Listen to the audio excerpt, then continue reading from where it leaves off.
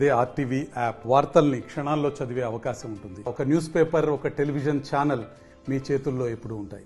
Media మిత్రులందరికీ నమస్కారాలు. మన దేశం గడ్డు పరిస్థితి ఎదుర్కొంటాం. నరేంద్ర మోడీ మూడోసారి అధికారంలోకి వచ్చిన తర్వాత పూర్తిగా రాజ్యాంగ ఉల్లంఘనలు పాల్పడతాం. రాజ్యాంగం నిర్దేశించిన లౌకిక వ్యవస్థకి భంగం కలిగిస్తాం. అందులో అవినీతి రహితంగా మేము పరిపాలన చేస్తామని చెప్తున్నాడు. కానీ వాళ్ళు చూస్తే నరేంద్ర మోడీ ప్రభుత్వం అవినీతి కార్పొరేట్ సంస్థను ప్రోత్సహిస్తుంది. ఉదాహరణకి లండన్లో నిన్న జరిగినటువంటి ఘటన చూస్తూ ఉంటే లలిత మోడీ, విజయ్ మాల్యా, నీరవ్ మోడీ ఇట్లాంటి అనేక మంది ఉన్నారు. అయితే నిన్న మాత్రం దాదాపుగా 2017 నుంచి వాళ్ళు దేశంలో లేరు. విజయ్ మాల్యా, లలిత మోడీ ఎందుకు? పంజాబ్ బ్యాంకులో 7,500 కోట్లు తీసుకొని ఎగ్గొట్టాడు. విజయ్ మాల్యా రాజ్యసభ సభ్యులు కూడా ఉండే. ఉన్నటువంటి పని చూస్తూ ఉంటే లండన్లో వాళ్ళు ఉంటే కోట్లు మరి నోటీసులు పంపించినా వాళ్ళు రాకపోతే మరి ఏం చేస్తున్నట్టు ఈ మోడీ ప్రభుత్వం అంటే వాళ్ళకి నచ్చితే ఇష్టం ఉంటే ఓ రకంగా ఉంటారు, నచ్చకపోతే ఇష్టం లేకపోతే మరొకగా ఉంటారు. పాలసీ ఉండాలి తప్ప వ్యవస్థ పనిచేయాలి, కానీ వ్యక్తులు పనిచేయకూడదు. అయితే ఇవాళ మోడీ ప్రభుత్వం పూర్తిగా బ్యాంకులకు డబ్బులు ఎగ్గొట్టినటువంటి లలిత మోడీ, విజయ్ మాల్యాలకు మతిస్తుంది. వాళ్ళేమో ఇంగ్లాండ్లో విలాసమైనటువంటి పత్రులు నిన్న డిన్నర్ చేసుకొని బాగా డ్యాన్స్ చేస్తున్నటువంటి పరిస్థితి. అంటే వాళ్ళు డ్యాన్స్ చేస్తూ ఉంటే మోడీ చూస్తూ ఉంటాడా?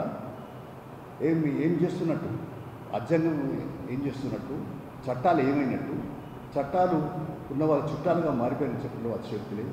అందుకని ఏదేమైనా మోడీ తప్పనిసరి మూడ్లోకి రావాలా.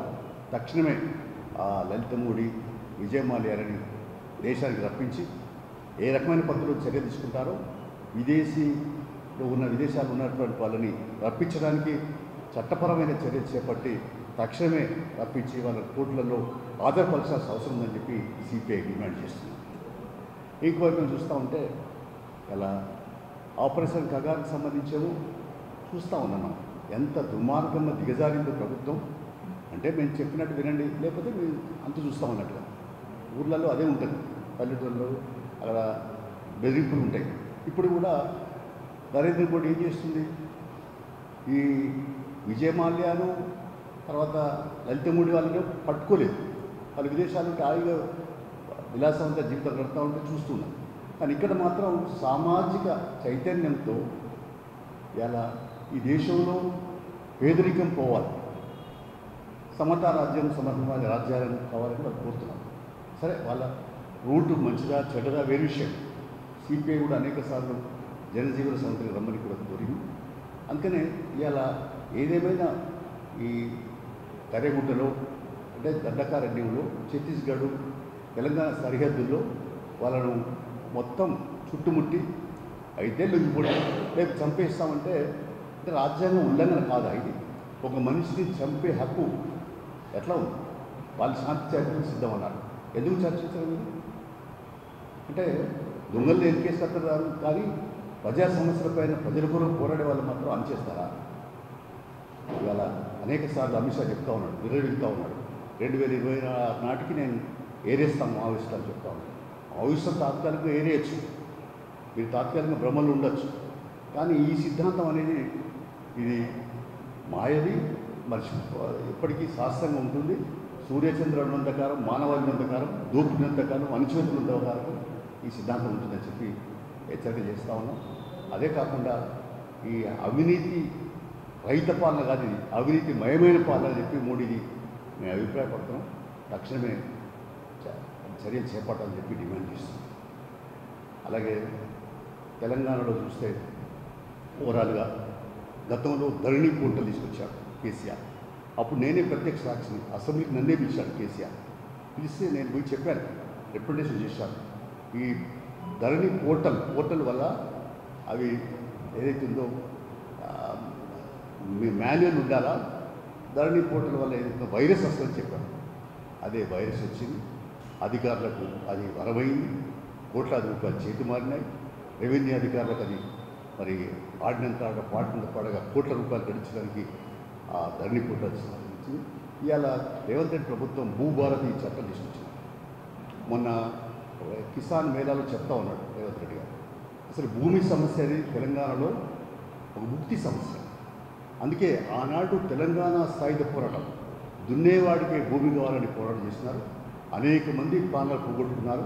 మా దృష్టిలో ఉన్నది అని చెప్పాడు. కానీ మేము చెప్పేది ఏంటంటే ఇవాళ మీరు ఏదైతే ఉందో మరి మాటలతో కాదు, చేతులు కావాలి. ఇలా అనేక లోపాలు ఉన్నాయి, చట్టాలలో లొసుకున్నాయి. ఒక సర్వే నెంబర్లో ఒక ఆయన ఓ సర్వేలో ఉంటాడు, ఆయన భూమి అసలు పట్టా ఒక దగ్గర ఉంటాడు, మోక మీద ఒక దగ్గర ఉంటాడు. ఇలాంటి అన్ని సవరణ చేయాలంటే క్షేత్రస్థాయిలో గ్రామాల వైజ్గా ఒక్కొక్క సర్వే నెంబర్ వారిగా ఆ సర్వే నెంబర్ ఏమిటి, దాని పూర్వపరాలు ఏమిటి పరిశోధించి దాని మరి ఎంజాయ్మెంట్ సర్వే చేసి దానిపైన చట్టపైన చర్యలు తీసుకుంటే బాగుంటుంది. భూమి సమస్య అనేది ఇప్పటికీ తెలంగాణలో ఏమైంది, తెలంగాణలో అన్ని ఈ రియల్ ఎస్టేట్ వ్యాపారాలకు మరి వాళ్ళ వరప్రసాదంగా మారిపోయింది.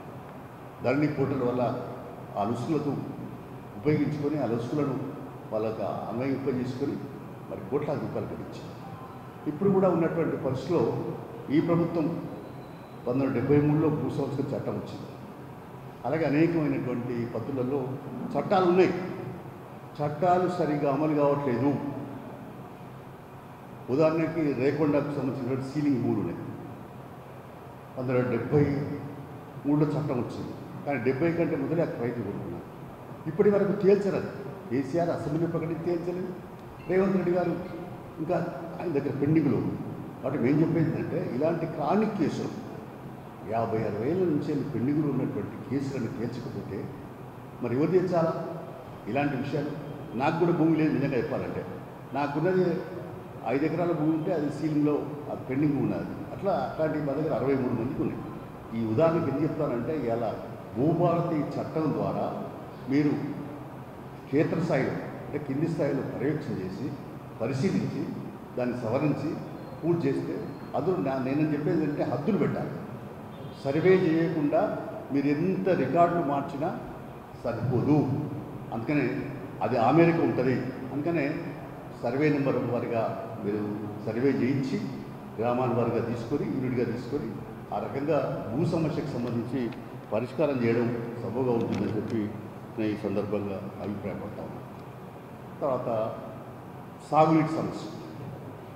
ఇప్పుడు ఇవాళ కరీంనగర్ జిల్లాకు సంబంధించి పరిశీలిస్తే జిల్లా కాదు తెలంగాణ అంతా ఎత్తు మీద ఉన్నది. గోదావరి జలాలు, కృష్ణా జలాలు వంపులు. కాబట్టి వీటికి ఎత్తిపోతలు తప్ప వేరే మార్గం. సిపిఐ 50 ఏళ్ళ నుంచే అనేక పోరాటాలు చేశారు. 2000 సంవత్సరంలో అయితే కొల్లి నాగేశ్వరరావు గారు ఇందిరా పార్కులో ఆమె నిరాదీక్ష చేశారు. అప్పుడు చంద్రబాబు నాయుడు ప్రభుత్వం ఉంటే ఇరిగేషన్ శాఖ మంత్రిని పంపించి దానికి అప్పుడు గోదావరి జలాల అథారిటీ ఇచ్చారు. గోదావరి జలాల అథారిటీ ఉన్నది అంటే సిపిఐ పోరాటం, కొల్లి నాగేశ్వరరావు రైస్ పోరాటం. అందుకని ఇవాళ దాని యూటిలిటీ అంటే వినియోగం, సాగునీటి వినియోగం సంబంధించిన విషయంలో కూడా చాలా ఇబ్బందులు ఉన్నాయి. అందుకని ఏదేమైనప్పటికీ కూడా వీళ్ళు కాళేశ్వరం, మేడిగడ్డలు అవన్నీ ఉన్నాయి. ఏదైనా కూడా మేము చెప్పాము, కీర్తిశేషులు senior engineer chief engineer retired అయిన శివరామకృష్ణ గారు చెప్పారు, తెలంగాణకు నీళ్లు రావాలంటే సాగు త్రాగులు రావాలంటే ఎత్తిపోతలు తప్ప వేరే మార్గం లేదు. అంటే లిఫ్ట్లు పెట్టాల్సిందే. అప్పుడేమో ఎన్టీ రామారావు బైబుల్ కాదు లిఫ్టు వ్యయం ఖర్చు అవుతుందని చెప్పి ఆయన ఆపేశాడు. సరే ఆ తర్వాత టేక్ ఓవర్ అయ్యింది, మొత్తం మీద తీసుకున్నారు. వైఎస్ఆర్ రాజశేఖర్ వచ్చినాక జలేఖనం పెట్టి దానిలో భాగంగా దేవాలయం దగ్గర లిఫ్ట్ పెట్టి ఇక్కడ అంతటా ఒక రకమైన ప్రయత్నం. మరి మనందరికీ తెలుసు తుమ్మిడెట్టు ప్రాణిత చేయవలకు సంబంధించిన విషయాలు కూడా ఆయన సీరియస్గా తీసుకునే ప్రయత్నం చేశాడు, ప్యాకేజీలు ఇచ్చాడు. కాకపోతే కేసీఆర్ గవర్నమెంట్ వచ్చినాక ఆ తుమ్మిడెట్టు దగ్గర ప్రాణిత చేయలు కట్టేది ఆపినాడు. మేము అప్పటి నుంచి డిమాండ్ చేస్తున్నాం సిపిఐగా, తుమ్మిడెట్టు దగ్గర ఆ రిజర్వాయర్ కట్టాల్సిందే. లిఫ్ట్ పెడితేనే, లిఫ్ట్ లేకుండా ఏం కాదు, లిఫ్ట్ పెట్టి ఎల్లంపల్లి శ్రీపాదకు పంపించాల్సిందే అని అప్పుడు ఇప్పుడు ఎప్పటికీ మా డిమాండ్ అనేది వాస్తవమైన డిమాండ్ అది. లేకపోతే ఇక్కడ ఈ మేడిగడ్డ వీటికి సంబంధించిన కుంగిపోయింది మేడిగడ్డ. సరే దాన్ని తక్షణమే ఎవరు బాధ్యులు, నాణ్యత ప్రమాణం లోపించడానికి కారకులు ఎవరు, దానిపై పరిశీలించండి. చట్టమైన చర్యలు తీసుకోండి.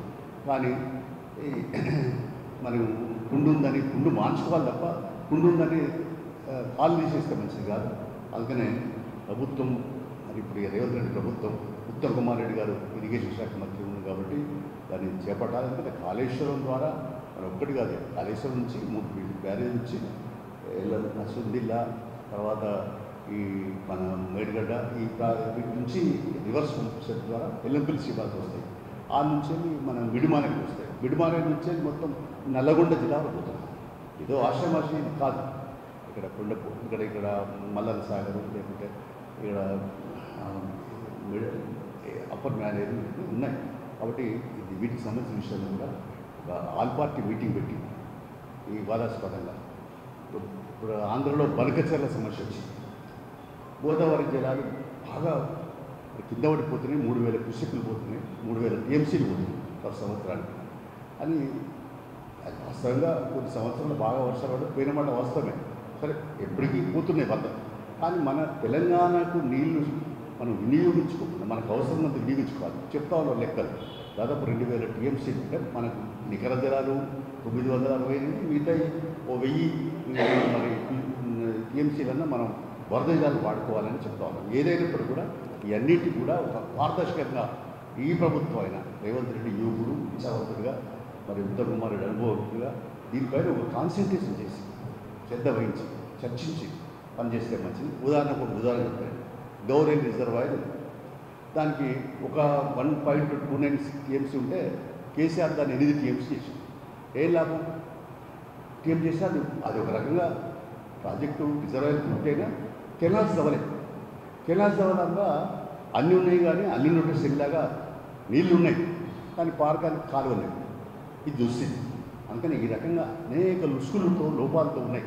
అటు భూమి సమస్య ఉంది, సాగు నీటి సమస్య ఉంది. ఇలాంటి సమస్యలపైన ప్రభుత్వం తక్షణం స్పందించాలి. ఇక మిగతా అంశాలకు సంబంధించి మరి ప్రభుత్వం సీరియస్గా ఈ ఇంప్లిమెంటేషన్ సైడ్ పోతే మంచిది. ఇచ్చిన హామీలు అమలుకు పోవాలని చెప్పి మేము కోరుతున్నాం. దానిపైన కూడా మేము రానున్న కాలంలో మొన్ననే మా డెలిగేషన్ సిపిఐ డెలిగేషన్ వెళ్ళి ముఖ్యమంత్రి కలిసి కొన్ని విషయాలు చెప్పినారు. ఇళ్ల స్థలాలు, ఇళ్ళు, తర్వాత ఇవన్నీ పెన్షన్లు, తర్వాత రేషన్ కార్డులు ఇట్లాంటి విషయాలు చెప్పారు. ఆయన సానుకూలంగా స్పందించి పరిష్కరించాలని చెప్పినాడు. కాబట్టి వెయిటెన్సీ లేకపోతే ప్రజల పక్షంగా ఉంటాం. సిపిఐ ప్రజా సమస్యలపైన ఉద్యమాలు పోరాటాలు నిర్వహిస్తాం. ఇంకా దానిపైనే ముందుకు పోతామని చెప్పి తెలియజేస్తాం. పాకిస్తాన్తో భారతదేశానికి పాకిస్తాన్ మధ్య యుద్ధం జరిగితే ఎలా ఆగింది? చర్చల ద్వారా ఆగింది. మావోయిస్టులు శాంతి చర్చలకు సిద్ధమని చెప్పినారు. వాళ్ళతో మాట్లాడడానికి ఏ ఇబ్బంది అడుగుతావు. గతంలో కూడా వైఎస్ఆర్సీపీ గారు మాట్లాడలేదా? అందుకని ఇప్పుడు ఇక్కడ కూడా ఏమంటం వచ్చింది? కక్ష ధోరణితో కక్షపూరితంగా ఆలోచన తప్ప వేరే కాదు. అందుకనే వాళ్ళ రాజ్యాంగం ఏం చెప్తుంది?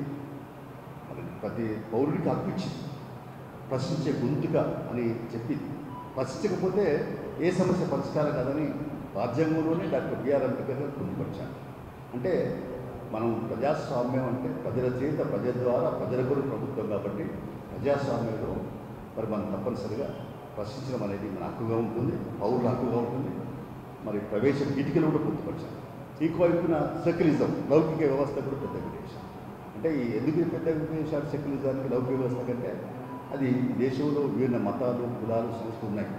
హిందువులు ఉన్నారు, ముస్లింలు ఉన్నారు, క్రిస్టియన్స్ ఉన్నారు, పార్సీలు ఉన్నారు, జైన్లు ఉన్నారు, అనేక మంది ఉన్నారు. కాబట్టి భాషలు ఉన్నాయి. కాబట్టి ఆయన డాక్టర్ బిఆర్ అంబేద్కర్ గారు లోతుగా ఆలోచించి పెట్టాడు. దాన్ని కూడా ఈ రాజ్యాంగానికే తిరుగుదకాలు ఇచ్చే పరిస్థితి. ఈ సెక్యులిజాన్ని మరి దాన్ని పూర్తిగా ఉచితపడి చేస్తూ ఉన్నారు. కాబట్టి చెప్తా ఉన్నాం, పాకిస్తాన్తో చర్చ జరపగా ఈ దేశ పౌరులైనటువంటి మావోయిస్టులతో ప్రతినిధులతో చర్చ జరపడానికి ఏమడ్డం వచ్చింది అనుకున్నాను. చర్చ జరిగితే ఒకవేళ పరిష్కారం కాదు, నీ బాధ్యత, ప్రభుత్వ బాధ్యత ఏంటి?